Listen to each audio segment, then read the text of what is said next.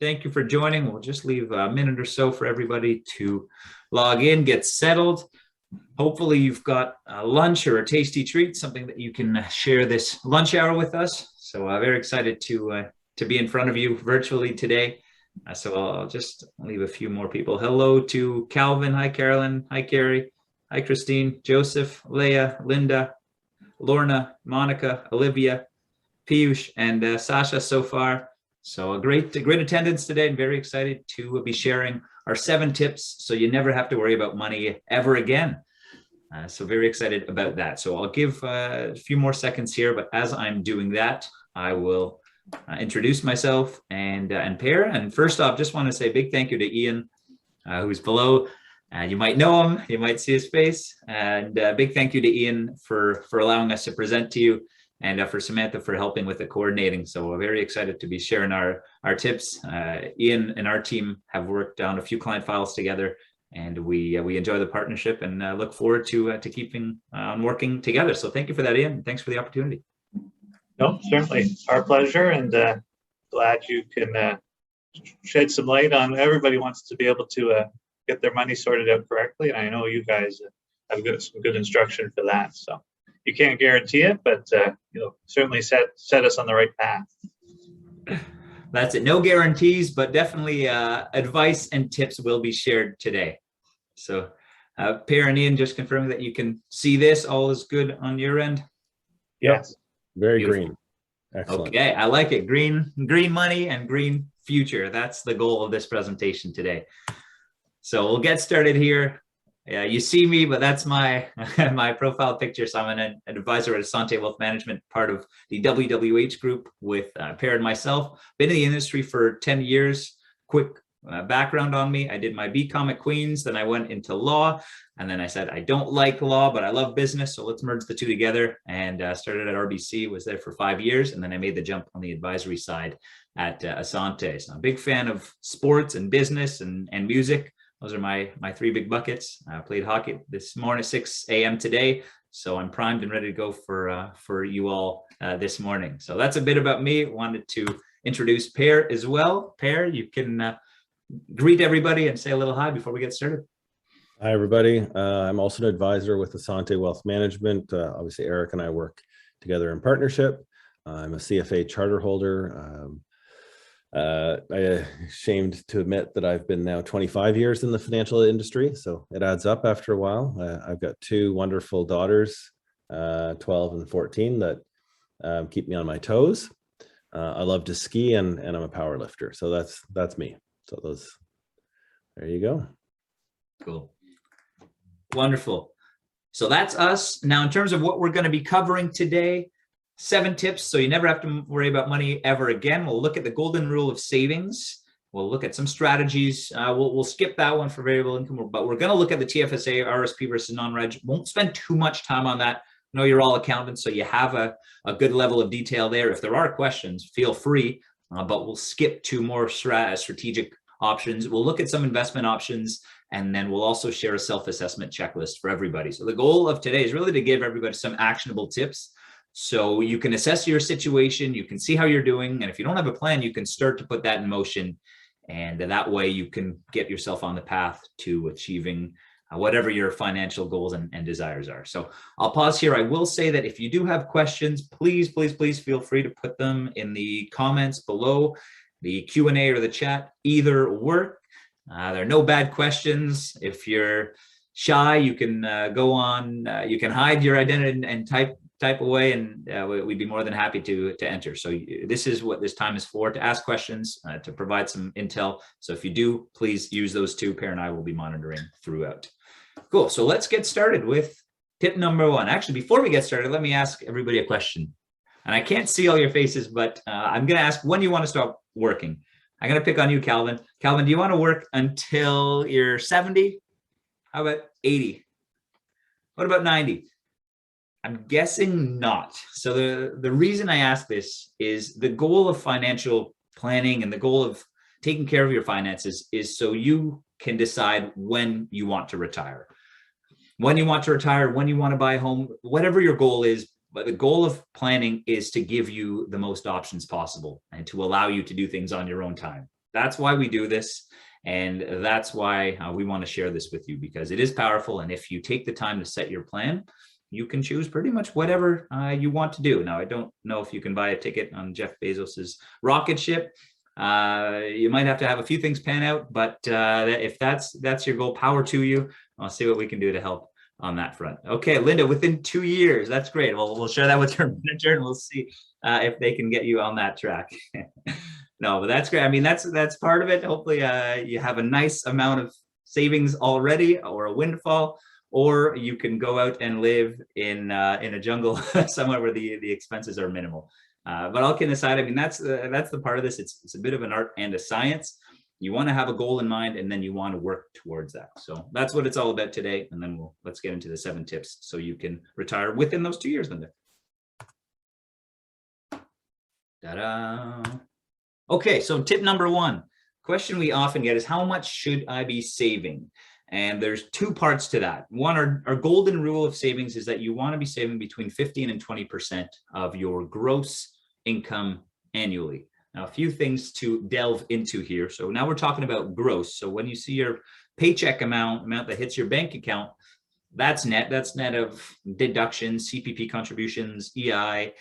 So really a good starting point is for you to assess, okay, what's my salary plus bonus or expected, and how much of that am I saving? Am I within that 15 to 20% range? Where do I fall? And then how do I get to that target range? That's going to give me the options down the line. That's going to, if you want to get within that 2 years, Linda, you might have to boost that up to 80 to 90%, depending on where you are. But just to give a rough guide of how am I doing and how can I assess where I am, this is a good starting point. 2 other tips to say, so this is annually. So it's something when you want to look at kind of every 12 months. And the other tip is to get this started automatically. If you're thinking on a monthly basis of how much should I be allocating to savings, likely you're going to see what we find the shiny things in life, the Hulu premiums, the Uber Eats special promo, the McDonald's Monopoly playlist, or the contest, and that's going to eat into what you have to allocate to savings. So tip number 1 is check out calculate your 15 to 20% of your gross income annually, included estimated bonus and your salary, and then see if you can see how much you're allocating and see what the delta is there. That'll give you a good sense for where you're at and where you want to go if you want to get your financial freedom, whenever that is. So drilling down to the numbers, we've got some accountants in the crowd, so I think you'll appreciate some numbers. So if you have a gross annual income of 100,000, 15%, 15,000, what does that look like monthly? That's $1,250 a month. And what does that look like if you're a great saver? If you're hitting your 20%, that's closer to $1,650 a month. 200, you can double and you can divide by 2 to give you a sense, but that's what it looks like if you drill down and see on a monthly basis. So I would urge you, just have a look, do some back of the envelope calculations. Are you currently contributing to a savings plan on a monthly basis? And if yes, great. If you aren't, calculate and see what your target or what your expected range is based on these numbers, and then see what works for your budget. So again, different scenarios. You might have debt that you want to pay down. You might be saving up you might need a car, that sort of thing. There are different expenses that come into play, but this at least gives you a good rule of thumb to benchmark and to start. Cool. I will pause there. Again, please feel free to add any questions or comments in the bottom pair. I'll be monitoring, but if you do see something that I don't, please feel free to fire away. Okay, tip number 2, take advantage of RRSPs and TFSAs. I don't know if anybody can raise their hand, but raise your hand if you do have an RRSP or TFSA. I will assume, oh, there we go. We've got some hands. Okay. Funny, like get their hand up. There we go. Oh yeah, there we go. Carolyn, Christine. Yes, Hughes. Nice. Okay, we do. Alan. We've got Hughes, Linda, Leah. Good job. Leah also works within our team, so I'm glad that she's putting this into practice. Great work, Leah. So, and for those of you who don't, that's okay. But consider this a good call to action to get those opened up. At this point, if you're a full-time employee, even if you're a part-time employee, it's a great chance to have those accounts opened up And that puts you one step closer to putting this plan into action. So opening up RSPs and TFSAs, if you don't have, is a good call to action for anybody that does not currently meet that. So I will delve into why we use these two. And again, this might be some overlap in what you've studied in school, but I will make a few highlights as we look at these two accounts. So TFSA, saving for emergency reserves, house, car, travel. Consider it like a secondary savings account. That's generally how we look at things. You can use it. Their contributions are made with after-tax dollars, so you don't get a refund for anything that you put in there. And you can put a max of 75,500 if you've never contributed and you've turned 18, I believe, in 2009. So you get about $6,000 of room every year after you turn 18. Numbers vary slightly depending on when you turn 18, but that's a rough guide. So you can check on my CRA, or we can do a quick calculation for you. But that's how that works. So you don't want to over contribute. The government takes a 1% penalty if you do. So know what your room is, and then you know that you can put the money in there. You can withdraw money anytime, which is great. Doesn't get added to your income. It's made with after-tax dollars. And then the contribution room, if you put in 40 in a year and you take out that 40 in the same year, that contribution room, that 40 grand that you took out, gets added back January 1st of next year. So you do have to be mindful if you're putting money in and taking money out, but you don't lose the room. It accumulates and it carries over in any given year. So you don't lose it. It's not if you don't use it, you lose it. It's always there for you, which is good, but you do have to be mindful of putting money in, putting money out. RSP, on the other hand, more closely tied to retirement, education, and first-time home buyers. The way it works, the contributions are made with pre-tax dollars, and you get to deduct the amount that you put in from your tax return. So if you are a high earner, or if you're making a significant amount, and you've accrued some RRSP room, you can check that on your notice of assessment, then it might be worthwhile to look at starting to contribute to your RRSP, because you're going to get a nice refund, hopefully, which you can then contribute to your TFSA and build your positive investments spiral and get you to that 2 years of retiring. So a few things to call out there. You can pull out $35,000 from your RRSP for a first-time home buyer's withdrawal. And the way that works is, as long as the money's been in there for 90 days, so 3 months, you can take that out essentially tax-free to borrowing from yourself. And the only caveat being is that you then have to pay that back over 15 years, 2 years following the withdrawal, or you divide that into 15 and you add that to your income. So you have a few options, but it's a nice way of, one, getting your refund, and then two, tapping into that as you look to buy your first home. So that's often something that we help clients plan for, if that's something that's on the horizon for you or that you'd like to look at. So I'll pause there. Hope that gives enough of a I guess a delve into both of those, and that we didn't cover too much that you already know, but wanted to point out a few little planning tips as we look at those two. So I don't know if there are any questions. If not, I will drill down to the numbers side of things. Okay, so I'll drill down to the numbers. We were looking at before that 15 to 20%. So some of you might say, wow, that's a lot. I've got cars, home, student debt, all these expenses are piling up. How do you get to that level? Well, there are a few tips and few tricks that we can use to get there. Say you're making 100 grand in taxable income for the year, and you make a $15,000 RSP contribution, assuming you have the room, you're going to get a refund, a nice fat refund of $5,300. So either via check or right to your bank account if you're signed up on my CRA.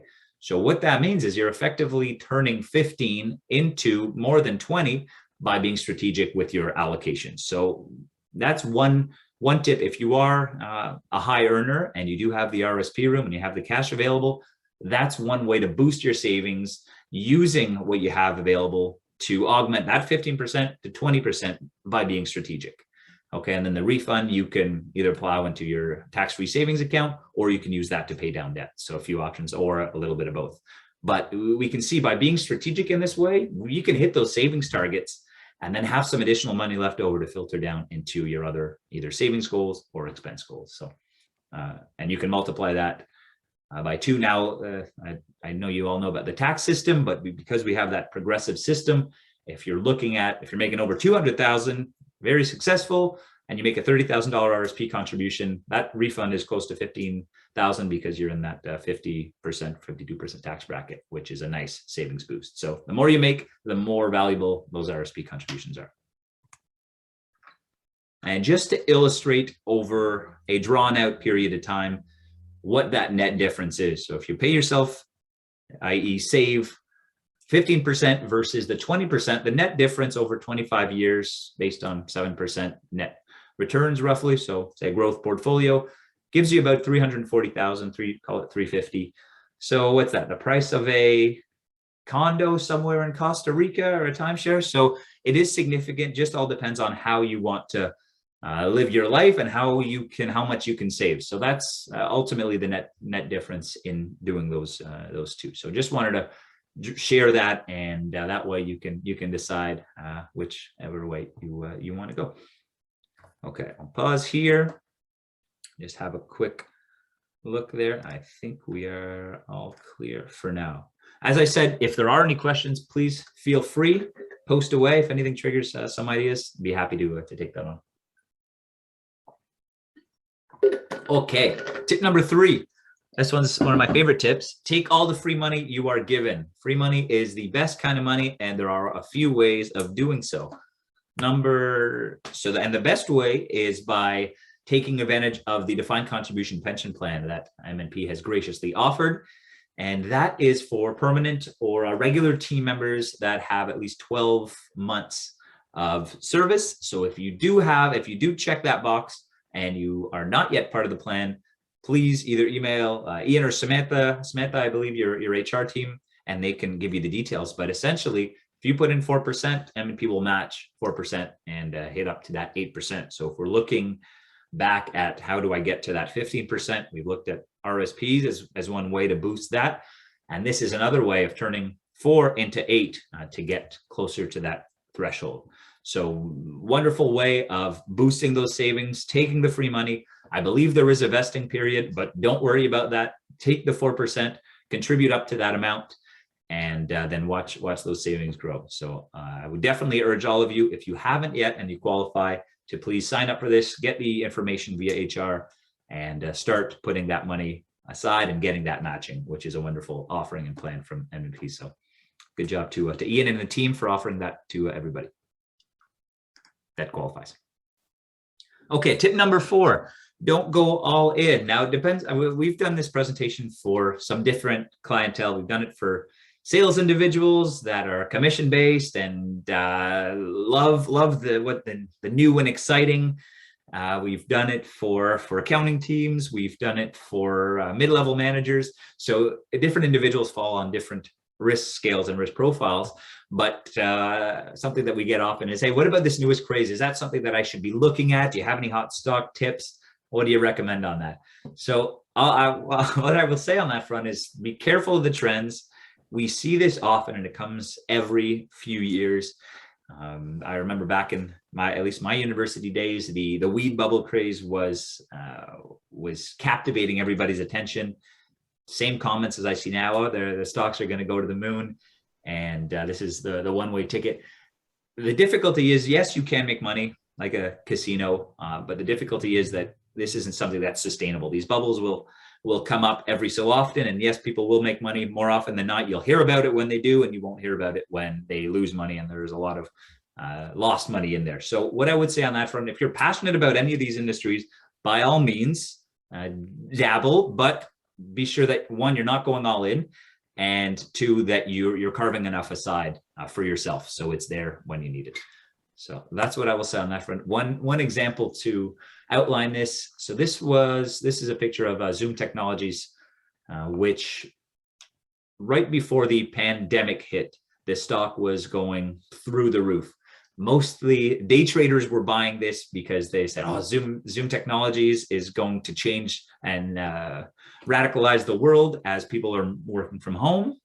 Only problem was that they didn't do the research, and they didn't know that this was a completely different Zoom Technologies that offered aircraft manufacturing parts, I believe. And the SEC, so the US regulator, actually had to come step in and stop all the trading because they saw that people were buying the wrong Zoom. And so all the individuals that were buying up at this peak, trying to get in on the hot stock, actually ended up losing out on that. So that's something that we see often. There's a frenzy. You get a hot stock dip and you say, oh, that's great. I'm going to delve into that.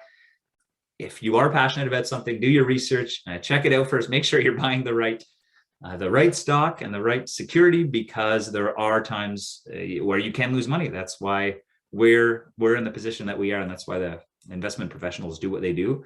You can lose money in this industry. So just be mindful of that. It's not to say that don't do it, but be mindful. Make sure you do your research and be well advised on that front. And then the last one on the canopy side of things, I mean, if you put 100% of your investments in a canopy back in 2018 or 2017, when the stock was taking off, you wouldn't be very happy with the performance year to date or over that accrued period. So don't go all in. Be mindful of what you're investing. And if there are some companies that you do want to get behind and you want to invest personally, and then absolutely go ahead, but just make sure you're not going all in and allocating everything to it. So just some couple words of advice. And the last thing is, okay, well, what about if I just keep my money and save it under my mattress? I just keep most of my savings in my savings account, and then I use it when I need it. Not the best approach. And this missing the figures for 2020, but pretty close to that amount. And if not 2021, inflation is maybe closer to 3 or 4%. So what we see here is that the real cash return is actually negative when you compare it to what your savings account is paying out. I think I looked at it recently. Say a TD bank account is paying 0.05%.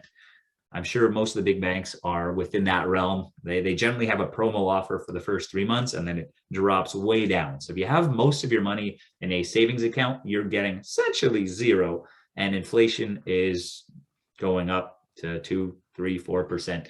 So your real return is negative. So that's not a great strategy. Yes, you're going to keep pretty consistent. Money won't go up and down, but essentially you're losing out because of inflation. You're not keeping up with it. So two ends of the spectrum, but I wanted to illustrate that for everybody.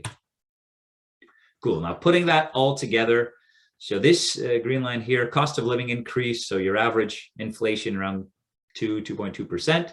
This is if you put all your money in GICs, so you're still beating inflation. That's great. And if you invested in either a balanced, this is the blue line here is a balanced portfolio. So 60% equities, so company stock, 40% fixed income, so your debt obligations or bonds. And we see that, yes, there are some years that you're actually doing better with a GIC, but it doesn't take long for the snowball to take effect and for that delta to really leave that in the dust. And that's the whole goal of this. And I'll leave with that because we're talking about building snowballs, and that will come next.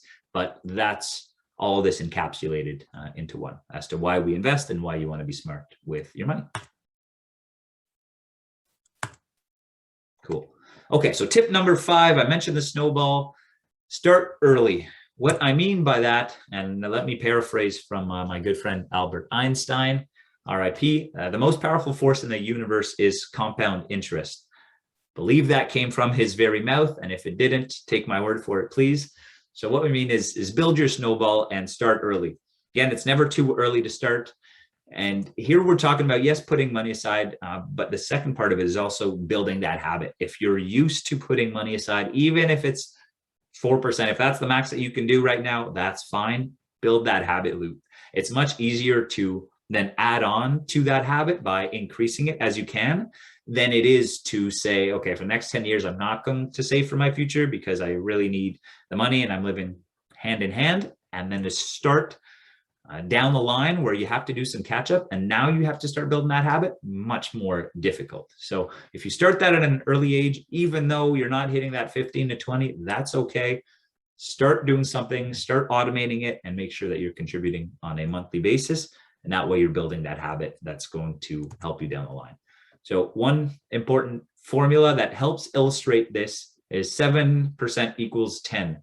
Now for the accountants in the room, that might seem a little bit odd, but hear me out. So at 7% growth annually, your money will double every 10 years. 7%, roughly a balanced portfolio, probably 70% equities, 30% bonds, roughly that mix.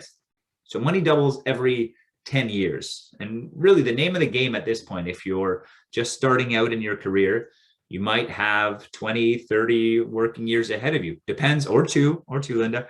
Just depends on when you want to retire. But say you like what you're doing and you want to do it, you could see yourself doing it for another 20 years. You might even change careers, but you might have 20, 30 years span. So if you say, I only want to work for 20 years, that means at this rate, you have 2 years of compounding.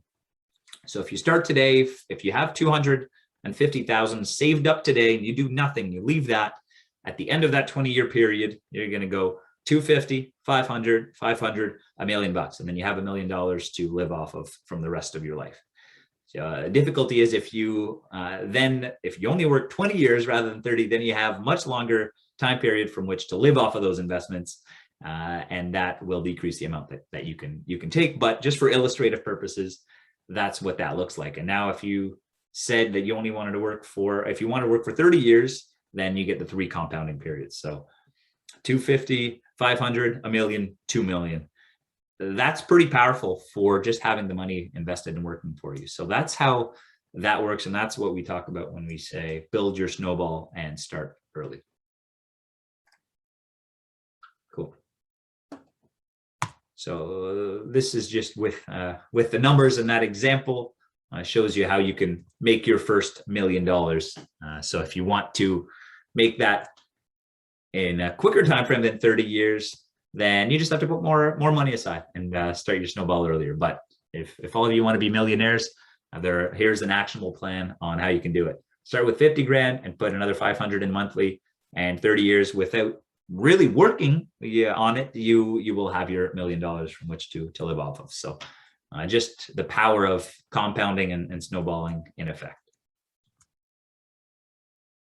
Okay, tip number 6. So we talked about building that snowball. We talked a little bit about investing and options. Tip number 6 is don't take on more risk than you can handle.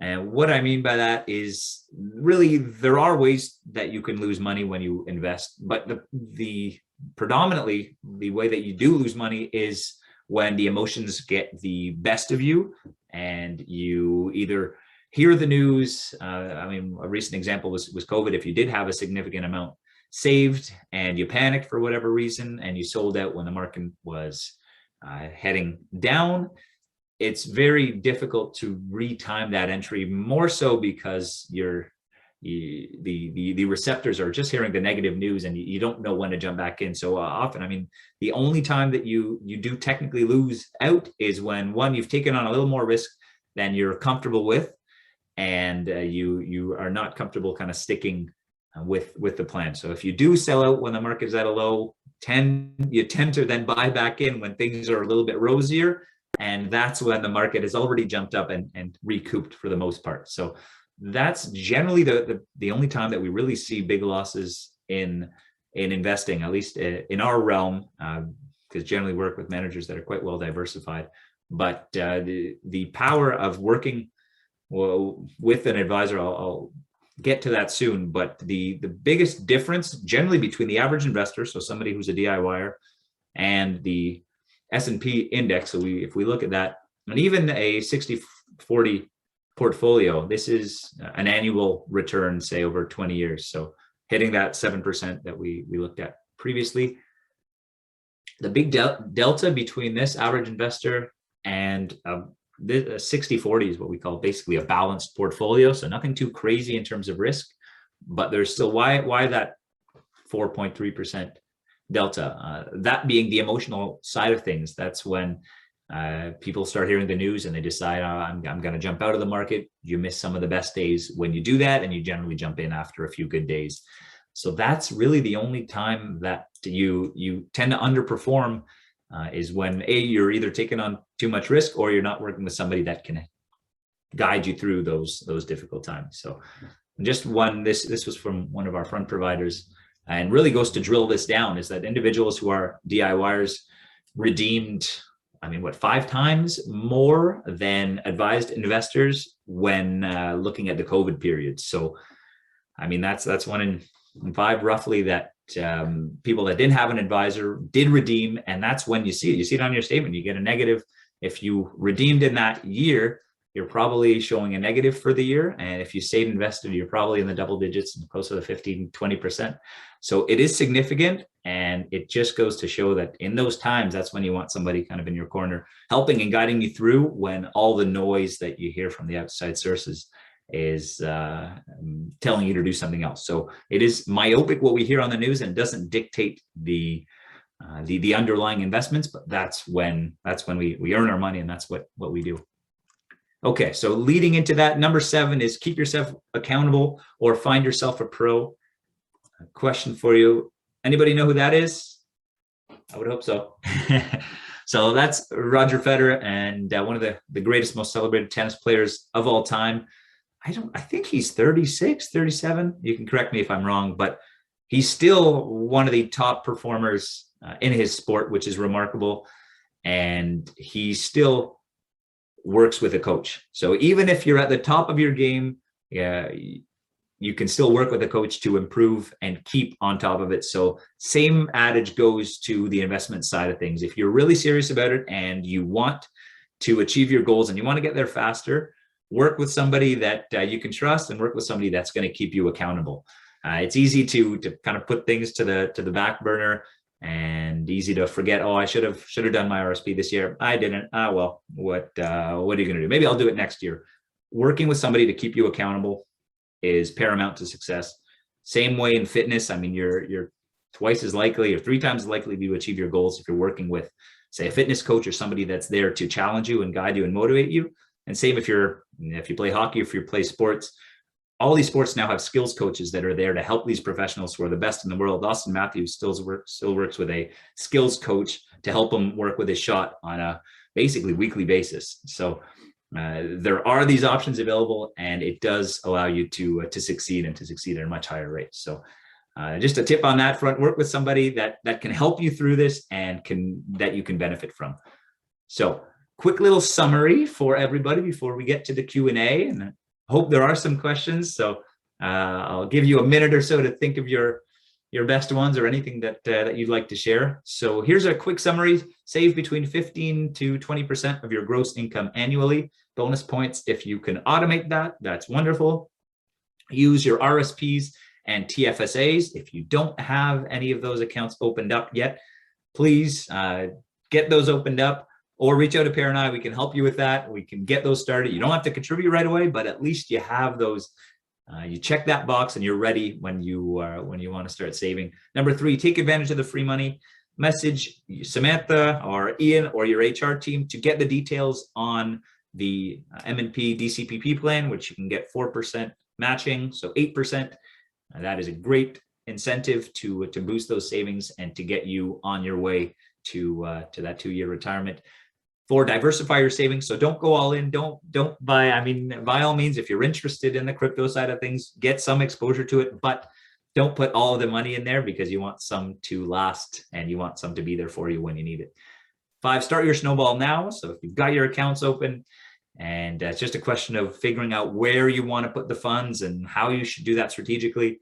One, would be more than happy to help. So we'll send out an email after. We'll have our information if you want to just book a quick call. I'd be happy to provide advice and see if we can help on that front. So we will send that to you after the fact, but start your snowball now. Number 6, don't be a hero. So don't take on more risk than you're comfortable with. It's in those times where the market goes crazy that generally the bad investors sell and the good investors stay. And that's when you see returns, because the professional managers are waiting for those events to buy great stocks at bargain basement prices, and then the returns are shown a few months later. So we saw that with COVID. We will continue to see that as different shocks hits the world. And number 7, be accountable to yourself, and better yet, find a pro who can help and guide you along with this journey. So with that, I will pause, and I will thank you for being on and sharing this lunch hour with us. We will send out this personal assessment checklist, so you can assess for yourself to see where you're at, and you can check the boxes just to see how you're doing. And if you wanted to action upon this, power to you, and we'd be happy to help on that front. So I will pause there, and then Ian Pear, if there's anything that you guys wanted to share, please do, and we'll see if we have any questions coming through.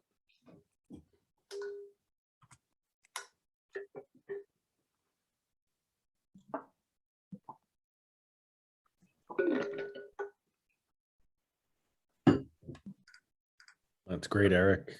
Very succinct for sure. And, I would add, it's kind of like, when's the best time to plant a tree? So let's say we haven't started saving, or we're not doing it, necessarily following these 7 tips. The best time to plant a tree, of course, is 20 years ago, but second best time is now. So, that's really important.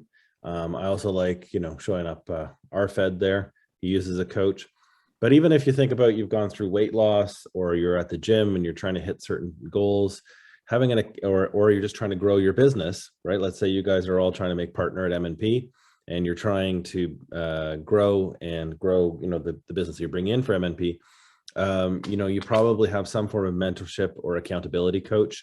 And that's the accountability coach, that having someone in your life like that for anything you do will get you to hit your targets.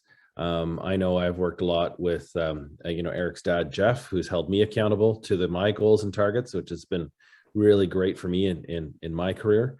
And, I would encourage everybody to find, in terms of your personal finances, find an accountability coach. That might be a family member or someone that you care about and trust, but it could also be a financial advisor. We'll come at it and we won't have quite as much judgment about why you spent so much money on, I don't know, Uber or going out one night. So we don't care about that, how you spend your money, but we will be there to help you meet your goals. So. Well said. Yeah. One thing, Eric, about free money, I like free money too. RESP, could you touch on that for a bit? There is some free money there as well. Yes, absolutely. So for those of you that have children, great news that you do have an option, as Ian mentioned. For those of you that don't have children, can't open up the RESP just quite yet, but we'll give a teaser for that. So yes, on that front, the government matches for the Registered Education Savings Plan, RESP. The government will match up to, basically we'll contribute 20% up to $2,500 per year. So if you put in $2,500 to an RESP, and that's to save for a child's education, the government's going to add on another $500. So you're essentially getting 20% from the government right off the bat, which is a nice ROI. If you have a child that's a few years old and you've never made an RESP contribution, you can actually make a catch-up contribution. You can only do it for 2 years worth. So the max you can put in any given year to max out the government grant is $5,000. So you can put in $5,000 and then you'd get $500, another $500. So you turn $5,000 into $6,000. Thank you very much for that, government. And then you can use that when the child is ready to go to university, to college, basically anywhere under the sun that offers a designation, for the most part, will qualify for the RESP.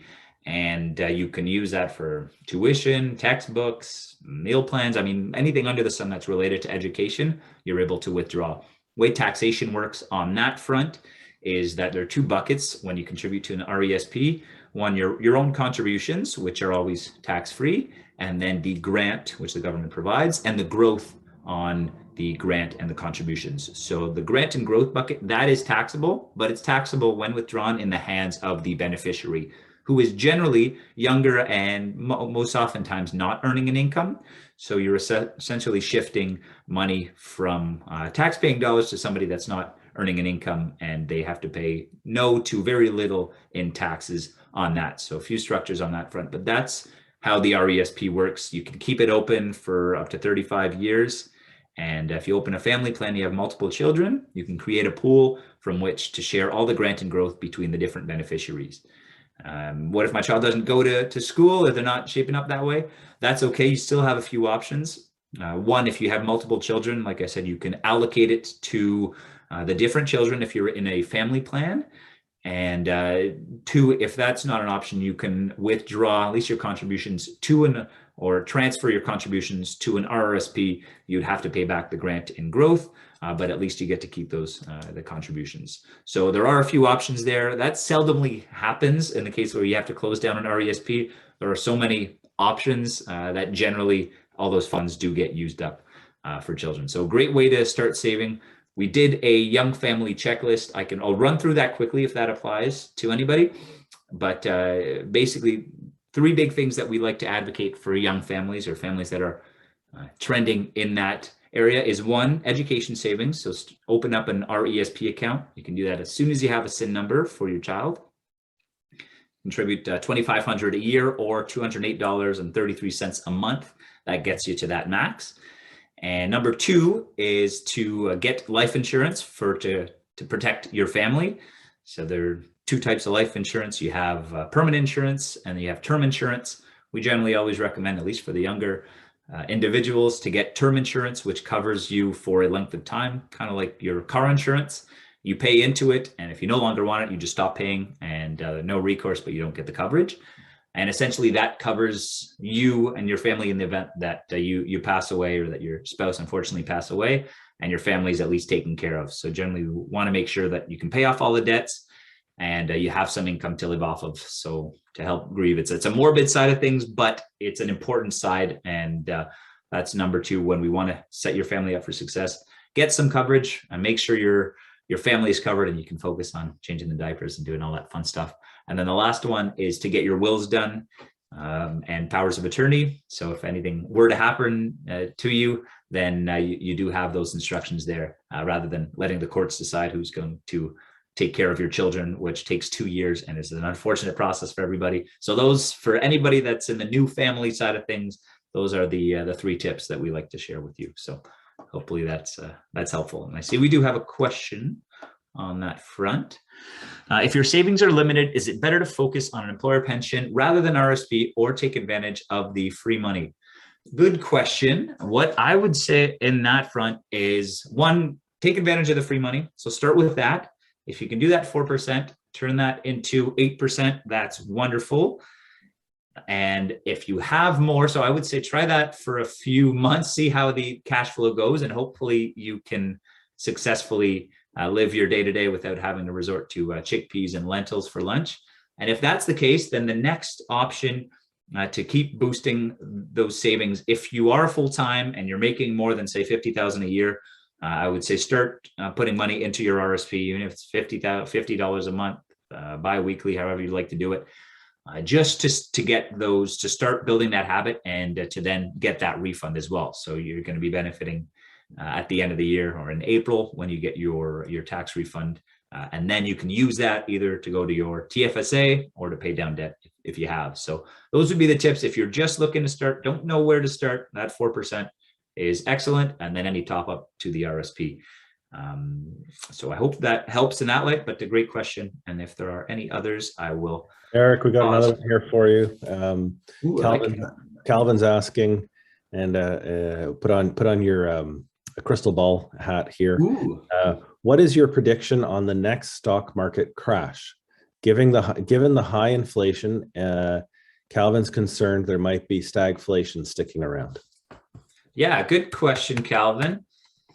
And let me rip back to this. So here's my real piece of advice is, one, I don't care when I'm invested, because if you're investing monthly, you're taking that out of the equation generally. Now, yes, in the moment you'll see your assets going down, but would I be waiting on the side for a black swan event to then jump in?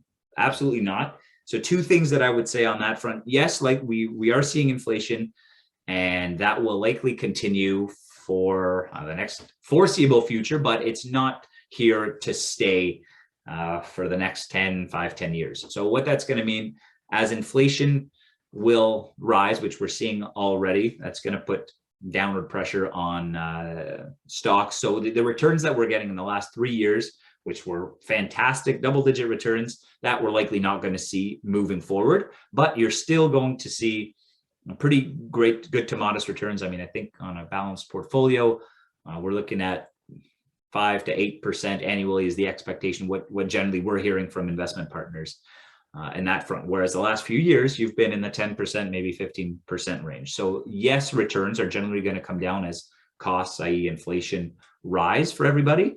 But should you be staying on the sidelines and waiting for a black swan event? No, because you are missing out on those on the monthly, basically, income and capital gains that you could be generating from that.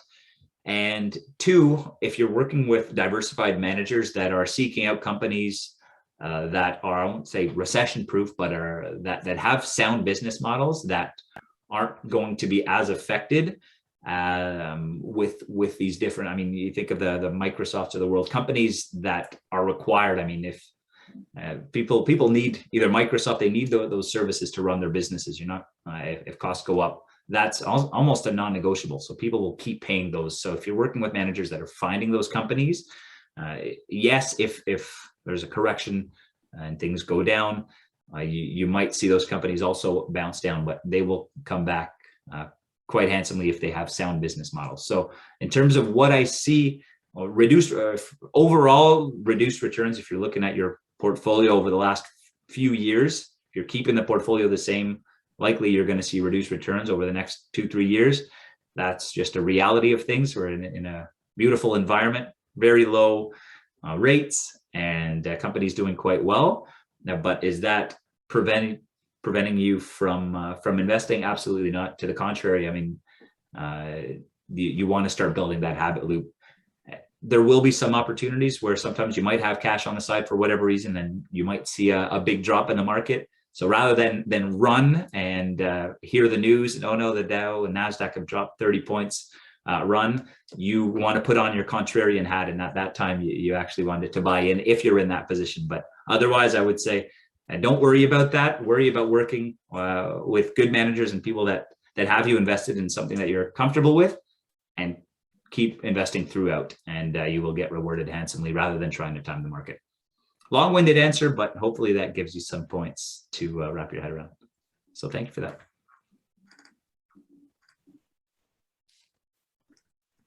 Thanks, Eric. I don't see any other questions at this time. I mean, I agree with what you're saying. And when it comes to stock, quote unquote, stock market crashes or market downturns, they are opportunities, but they're also usually something that, you know, a priori or beforehand, you would have found very hard to predict or guess what that was going to be. And so, you know, if we look at this slide that you're showing here, you know, the LTCM crisis and the Asian bank crisis of the late 90s, BRIAX, and then the technology crash, those were all things that were a little harder to predict than you'd think. The subprime crash, same thing, you know, and then who would have thought that the market would have, quote unquote, crashed and rebounded in March and April of 2020 with COVID. So, you know, when we were sitting there in the fall of 2019, that literally was not what we were thinking was the major stressor in the market. So it's never going to be something that necessarily that you can predict ahead of time. If, you know, and, you know, you can watch this movie, The Big Short, and that guy made a lot of money on it.